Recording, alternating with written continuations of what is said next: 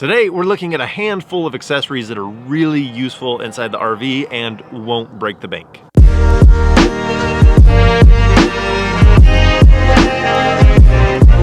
How's it going? I'm Jared Gillis. Welcome to another All About RVs, where we love to help people enjoy the RVing experience even more. So these handful of accessories that we have here today, they're not earth-shattering, but they are very useful and very helpful. So let's dive right into the list. So first thing on the list is we have a flashlight. You might be thinking, seriously, the first thing on the list is a flashlight? Well, let me sound like an infomercial. Not one flashlight, but two flashlights. So the reason why I like this, you get two of them for around 20 bucks.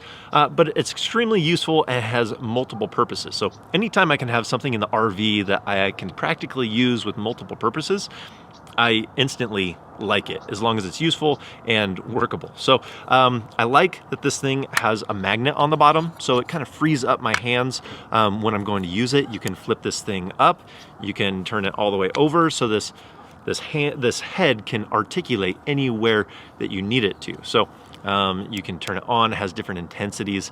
You can put it on the lower setting.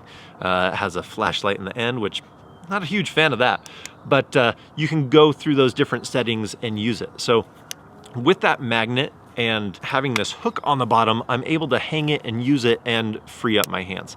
The other thing that I like about it, it's not like some big tactical flashlight where it's just this beam of light going out there and reaching a great distance. This is something that if I'm working on a vehicle, or I need to go outside and work on something on the RV at night, it gives me a decent working light that's just not a pinpoint thing, but illuminates a decent amount of area and is very easy to work with. And the thing that I liked about it a lot is it has charging, so you can charge this thing up. I'm not replacing AA or AAA batteries or some kind of separate battery in here that I need to replace all the time. I keep it charged up and it's ready to go whenever I need it.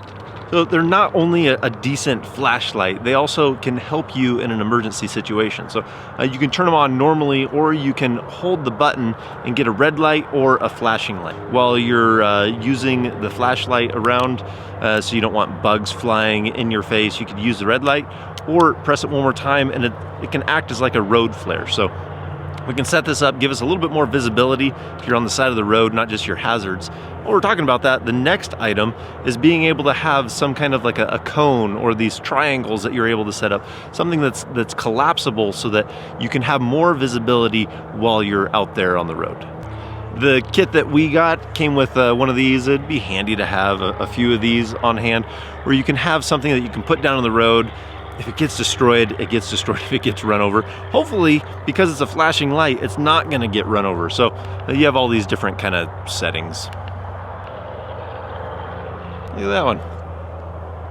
You can probably hear all that road noise over there. I tried to pick this is actually a dead-end abandoned road to do this, so it was nice and safe. But having a little distance between you and the cars zipping by on a real road, that's when it's important to have some of these things.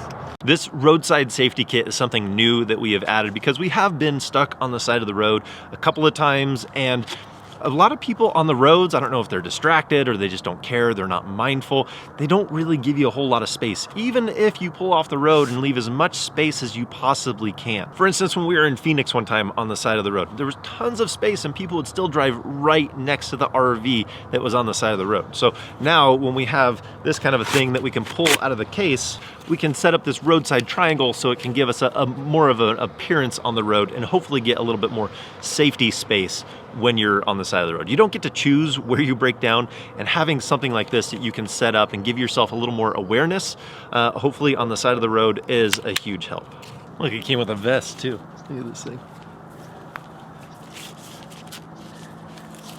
Huh? How do I look? How does it look? Now this next one packs a big punch for its size and weight. They really take up hardly any space in the RV and give you a tremendous amount of comfort. And it's these travel hammocks. So we have two of them. This is the Grand Trunk Ultralight Travel Hammock that I've done a considerable amount of backpacking and spending nights in this type of a hammock.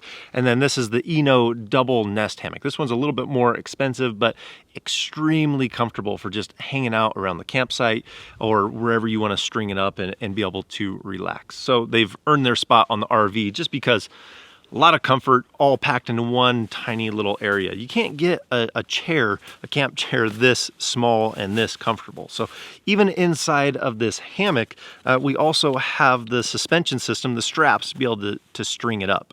It takes no time at all to be able to set this up between a couple of trees.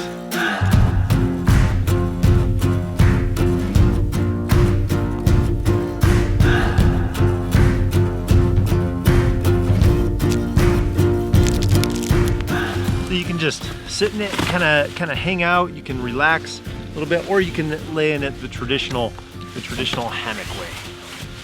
It's pretty hard to be hanging out in a hammock. You do have to check where you're able to use the hammock. You can't just use it everywhere. There's some places that you're not allowed to hang anything from the trees, including especially hammocks. But we've been in some places where they actually put up posts so you can hang a hammock. The funniest one to me where we couldn't use the hammock was Manatee Hammock RV Park, which it doesn't really refer to the hammock like this.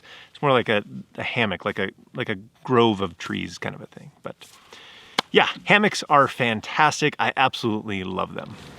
Now this next one is a good collapsible water bottle. So something this small and compact, so small on your RV, can hold 5 gallons. They have different sizes, and I know you can get a big water bladder to put in the back of your truck if you're out boondocking and want to go get more water. But that adds up to a healthy amount of money, and if you're just wanting to get something that's inexpensive and workable, these start off at around $10 for the single wall one to hold 5 gallons. This one's the double wall, so it's extremely durable. They say you can drive over it with a car. I think I'll pass on that.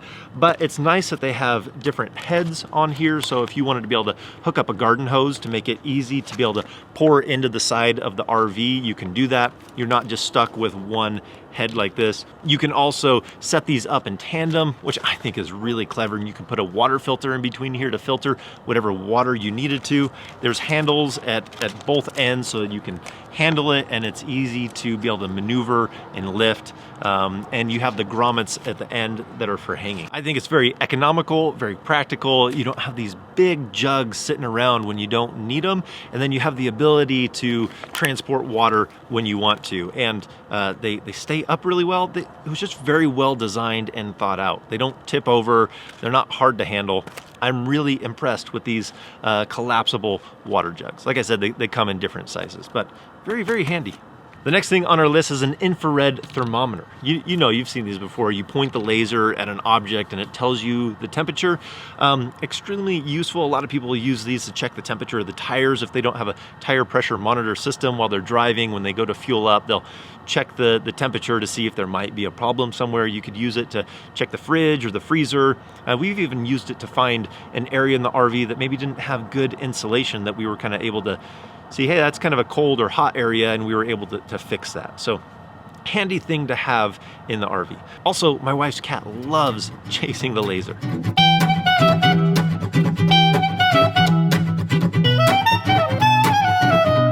Like she literally goes nuts over it. There's a lot of pleasure out of seeing an animal trying to attack something that doesn't really exist. Now, for the last thing on our list that's just kind of fun to have and fun information to know is we have one of those outdoor thermometer type of setups. So it gives us the time and the temperature inside and outside. Some reason it's kind of fun knowing how cold or how hot it is outside wherever you travel. So if it's in the wintertime, how low did it get last night in temperature, or how hot is it in Florida right now? So it's nice to be able to have this, and it gives you the current temperature for where you're at. Just kind of clever, kind of fun, kind of handy. So I think that's gonna do it for today. That kind of completes our list. If you like this video, give it a thumbs up. If you want to see more videos about RVing, hit that subscribe button. And if we don't see you on the road, hopefully we will see you next video.